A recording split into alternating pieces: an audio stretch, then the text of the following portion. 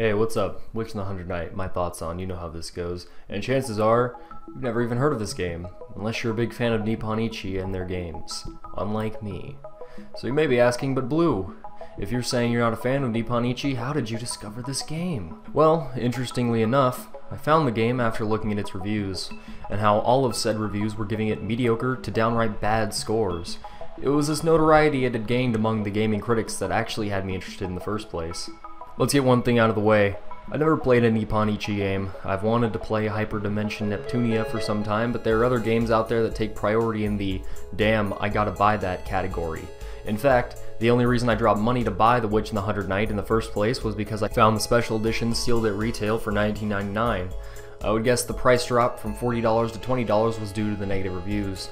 So, being the stupid person that I am after playing the game, I decided, hey, I gotta give my shitty opinion about this game. But contrary to what I said before, it wasn't just the negative reviews that had me interested. What interested me even more than the negative reception was the fact that if you went to any site that puts up critic reviews and user reviews, you'll typically see the average user giving the game higher scores, 7s and 8s. Part of me buying this game was just so I could try and understand this strange divide in opinion between the professional reviewers and the consumers. The story of The Witch in the Hundred Knight follows the swamp witch Metalia as she embarks on a quest to cover the world in her swamp mud. But the catch is, she can't leave her swamp or go to any location where her swamp mud isn't. That's where the player comes in. The player takes control of the Hundred Knight, a familiar born of darkness and the souls of the Hundred Knights. You're bound to a contract with Metalia and are forced to do her bidding, and during the game, you help her in her quest to cover the world in swamp mud. Simple premise. So simple. I was bored out of my mind for the first bit of the game, which essentially has you running from location to location, beating up baddies and smashing pillars to spread Metalia's swamp. But the game's premise definitely does pick up about the fourth of the way in, and I'll get to that in a second. But first, allow me to elaborate on what I just said. This game takes a very fucking very long time to go anywhere. The build-up is extremely long. So long, in fact, I was thinking about dropping the game about 2 hours in, because I was doing the same shit over and over and over again, wasting my time. The introduction level alone is almost a half-hour long, but let me say, the payoff for the slow build-up couldn't be more worth it. There are really so many things to talk about when it comes to The Witch in the Hundred Knight story that it's difficult to know exactly where to begin. So, we'll start with a random broad thing, the theme. The Witch in the Hundred Knight does a fantastic job with this writing, and I'll talk about that next, but for now I'll give you the shortened explanation. The Witch in the Hundred Knight is basically a black comedy, and it does a great job of blending comedy with dark and morbid themes. I almost feel guilty when I hear Metalia tell the Hundred Knight to stab her in the mouth, as Malia sits there and bleeds and vomits blood. Hey, Hundred Knight, she's still alive! Stab her in the mouth. And I can't stop laughing at how nonchalantly it's said. But it's all in good fun, and for the first half of the game, the writing retains this sort of light-hearted, dark humor, and I was very appreciative of it. But the thing that made me appreciate it even more, one might even say cherish it, was near the end of the game. Let's just say things get darker, a lot darker, and bad things happen, and I'll try not to spoil it, despite all my videos having major spoilers. Now, why was I so appreciative of the writing, and why did I like the dramatic turn of events near the end? Well, to sum it up, this is the basis of telling a good story in its simplest form. Introduce characters, develop characters so the viewer can grow attached to the characters, and introduce the conflict. And in the case of The Witch in the Hundred Knight, that conflict is very heart-wrenching, which, looking back on it, shows that the game did accomplish its job in making me care for Metalia and her friends. It's just clever writing. Take, for example, the introduction cutscene to the boss, Force Witch Malia. This is near the beginning of the game, and so far it's been fairly well established that Metalia is, for lack of a better word, a bitch. She's proven herself to be cruel and mean-spirited, and this is something constantly pushed on the player because of her nihilistic and rude personality. However, this boss intro really serves as a moment to develop Metalia's character and to develop the world. Force Witch Malia offers the Hundred Knight a cup of tea, and Metalia tells him not to drink it, that Malia had poisoned it. And since it's clear Metalia is an evil character, and all the scenes involving Malia, she seems to be kind and gentle, I opted for drinking the tea, and it was poisoned. The small exchange between Metalia, the Hundred Knight, and Malia tells us not to take everything at face value, and that not everything in this world may be as it seems. Perhaps kind and gentle witches are secretly manipulative evil bitches, and maybe manipulative evil bitches are kind and gentle witches. Vice versa. It's the clever and manipulative writing that really gives The Witch and the Hundred Knight its personality. You can tell from the very beginning of the game how much care was put into making the script as quirky and comical as possible, and I for one love it. One of the other things that stood out to me about the script was that it had a certain level of self-awareness, and more importantly, self-restraint, keeping sex jokes and their purposely censored profanity to maybe twice every 5 cutscenes, if not less. My name ain't Leah. It's Metalia, you stupid fucking bitch! Which makes these instances even more hilarious when they do happen. The script never tries to forcefully make you laugh, and it never gets boring, since these small instances where purposely censored profanity or sexual innuendo are present are small and far apart, plenty of time to absorb and savor the jokes. But above all, the best thing about the writing was its ability to blend its darker themes and its comedic ones, as I had mentioned before, and its ability to tug on someone's emotional strings. I've always considered it to be the mark of a good game if a game has the ability to make someone feel a certain way, and let me tell you, this game made me laugh, it made me cry, and sometimes just fucking pissed me off. I couldn't help but cheer when I accomplished something and saw how happy Metalia and friends were.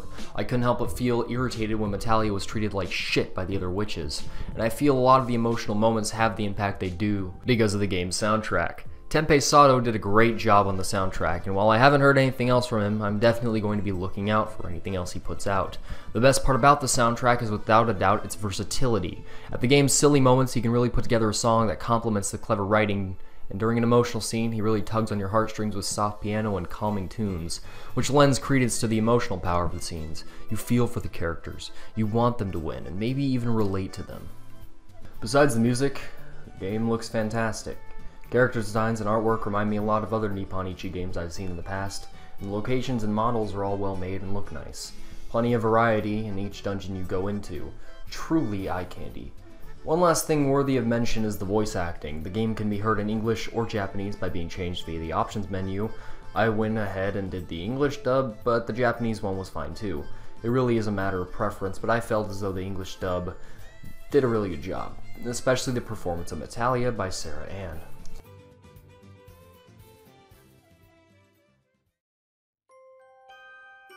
I could go on about how great the game is aesthetically.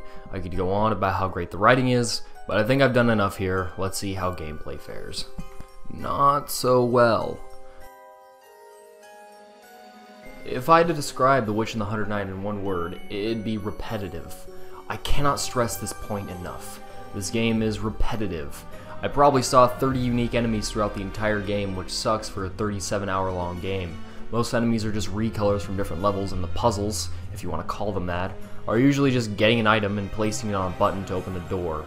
The levels lack variety in their overall structure, which is another reason why the game is so repetitive. Most levels are a straight shot from one end to the other, with some buttons that need pressing in order to advance, which really leaves a lot to be desired. And I had said in my Last of Us video that linear gameplay can be fine, as long as it's made interesting by other things. In that video I used Joel and Ellie's back and forth conversations and random cooperative occurrences as an example of good linear gameplay. Sadly, The Witch and the Hundred Knight lacks this. You can find forum threads of people talking about dropping the game altogether because the gameplay was the deal breaker, and to some extent, I can see why. You need a certain degree of tolerance for poor level design and going through the same mobs over and over and over and over again if you want to get through this game. As for the actual gameplay, I think it's best described as messy. There are so many different little things that affect combat. The Tochka system, Giga system, stamina bar, combo chains, facets, weapons, and I'm going to do my best to explain all these systems in a timely manner. Weapons are organized by different rarities: common, rare, epic, and legendary, and can be leveled up to do more damage depending on their rarity. There are 3 types of weapons: slash, blunt, and magic. Different weapon types are effective against certain enemies. Each weapon has a magic die emblem. These emblems are organized by the number of the dots on them: 1, 2, 3, 4, and 5. If you organize your weapons in order of the die emblems, you can get combo chains, and your weapons combo is entirely editable. Facets are basically alternate Hundred Knights that boost certain stats or change small parts of gameplay. For instance, the Power Fortress facet boosts attack and defense, the Shinobi asset makes your Giga Cows deplete slower, and there are a total of 5 facets excluding the Hundred Knight himself. Tochkas are essentially summonable helpers to aid you in battle, solve puzzles, or change an enemy's attack focus. Tochkas are bombs, projectiles, traps, or helpers. As you kill enemies in a given dungeon, you'll be given grade points. These grade points can be used to up things at pillars like defense, stats, health, Tochka points, and XP, etc. The problem with the things I just mentioned is that for the most part they're pointless, minus the weapon system. Tochkas and facets are completely useless. There's nothing to encourage the player to use them unless it's required, such as using a Tochka to solve a puzzle or destroy something to progress. In combat, they don't serve much a purpose. I understand how they could, but it doesn't make sense to include a system that, for what it's worth, doesn't affect gameplay in any way. I would go through the entire game without using any facets, and I'd be fine. These systems do nothing to add to the gameplay, rather they're there to just be there. Or, in the case of the Tochka system, to be used as a lazy backhanded way to create puzzles in different dungeons. But the worst part about this is that it makes the entire combat system more convoluted and complex than it needs to be. Really, The Witch and the Hundred Knight is a mess with its gameplay, and it's bogged down by all these useless tacked-on systems. Complicated doesn't equate to being good, and a byproduct of the lazy inclusion of these shitty systems, the user interface and menus are cramped and bloated to hell. UIs need to be simple. Their job is to convey information to the player in a way that's sensible and straightforward.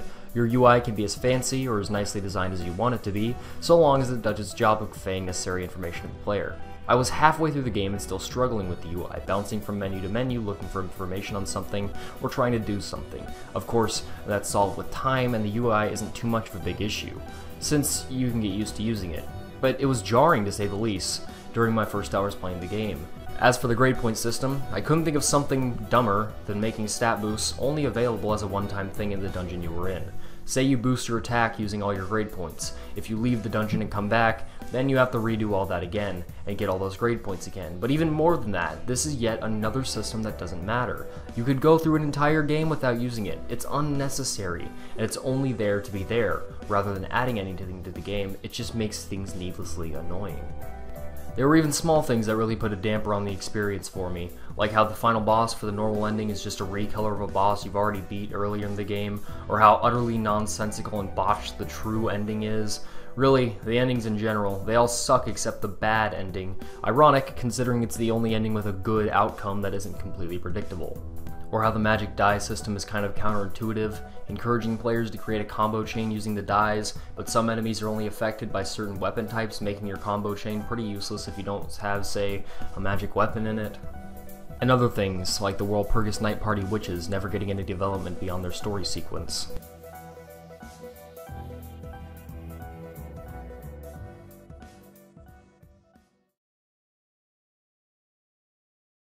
Something that came under a lot of scrutiny from the gaming critics was the GigaCal system, and while I don't agree that it's necessarily a bad thing, I can see why someone would see it that way. To put it simply, you have a timer in the top left that counts down from 100 whenever you enter a dungeon, and when it hits 0, your attack and defense slices into a third of what it was originally, making it nearly impossible to hold your own in a fight. Your health also starts dropping by 1 every second, forcing the player to leave the dungeon and come back, thus replenishing your GigaCals. One other thing worthy of mention is Chaos Revelation mode. By pressing L1 and triangle together, you can enter Chaos Revelation and boost your attack and defense substantially, but the drawback is that your GigaCals will start to drop extremely fast. Chaos Revelation is most useful for dispatching large groups of enemies, or more aptly, defeating bosses quickly. Now, I can understand the annoyance of running out of GigaCals and having to leave and return to a dungeon. Sitting through 2 or 3 loading screens to do so has proven to be a pretty damn annoying experience. But I can overlook that, because there's an aspect of the GigaCal system that I think makes it shine through and absolves it of all of its other issues, or at least justifies its inclusion in the game, and those are the boss battles. The Witch and the Hundred Knight has some of the most intense and badass boss fights ever, and the boss battles allow all the different game mechanics to shine. But before I dig into those boss fights, I want to explain why the GigaCal system is important to them, and I think it'd be a lot easier for me to just draw a parallel: Dark Souls and the Estus Flask. I think Matthew Matosis puts it best. In Dark Souls 1, a player on half health would have to consider carefully whether or not to use one of their flasks now, or wait until they sustained more damage in order to maximise its usefulness. This is a subtle gameplay mechanic, but one which adds a very welcome layer of decision making to healing and increases the tension of exploring. GigaCals work similarly to the way the Estus Flask works. You need to be careful in how you use your GigaCals, whether you're going to Chaos Revelation mode, or, eating 100-day rolls to replenish GigaCals, or how long you stay in a dungeon. In the same way that your Estus Flask had limited uses, your Gigacals have a limited use as well. And in the same way that if you run out of Estus, you're vulnerable because you can't heal, running out of Gigacals makes you vulnerable because you can't hold your own in the fight and you slowly die. And it's the boss battles that really make this system shine. Every boss has two bars, health and guard. The guard bar will go up and down erratically, however when the boss is about to attack it drops significantly, leaving the boss vulnerable to attack. This bar encourages the player to play a tug-of-war-like game of risk and reward. Go in and risk getting hit for massive damage by the boss, or get a solid combo in and come even closer to beating the boss. And when I say come even closer, I mean that boss battles in The Witch and the Hundred Knight more or less need to be finished quickly because of the Gigacal system. You need to kill the boss fast before your Gigacals run out and you basically seal your fate, thereby forcing the player to act aggressively, which of course adds to the point I just made. The guard bar and Gigacal system work in tandem to provide a high-tension risk and reward style boss battle, and it's amazing. There are also plenty of variety in boss battles, and alongside the Gigacal system and guard bar, Tochkas have a function to serve in boss battles as well, using distraction Tochkas to divert the boss's attention, get some hits in, using bombs for heavy damage, spawning partners to help you fight, or using projectiles for battling safer. The bosses in The Witch and the Hundred Knight embody everything the game was meant to be. It utilizes all the mechanics that aren't necessary in the dungeon crawling. It's just sad that the actual dungeon crawling and majority of the game isn't nearly as well made.